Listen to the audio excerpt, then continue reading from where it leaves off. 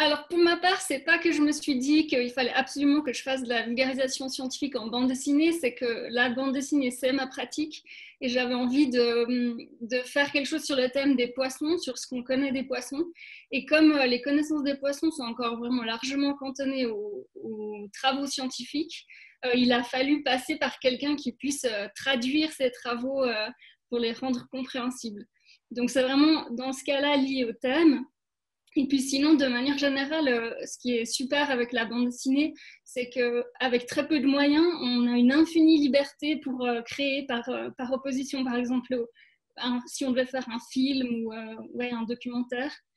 Et aussi le fait que la BD, c'est vu comme un média populaire, donc c'est quelque chose qui fait pas peur. Il y a des dessins, tout le monde a envie de regarder des dessins. Donc on se dit pas, ouh là là, ça va être un truc trop compliqué pour moi, des trucs scientifiques. On y va comme ça avec curiosité et intérêt, je pense.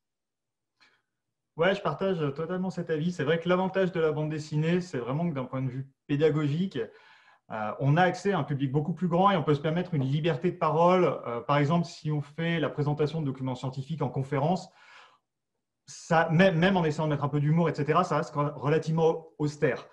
C'est vrai que l'approche de la bande dessinée, surtout structurée comme elle est là, où on peut prendre une bribe ici, puis une bribe là, etc., ça rend les choses beaucoup plus digestes et moins effrayantes.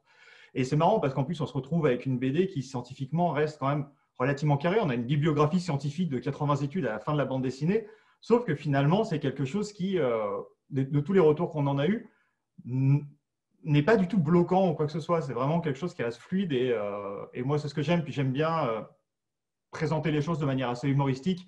Et la BD, ça s'y mêlait bien. Et puis le travail de Fanny aussi. Donc les deux ont fait une bonne alchimie, je pense.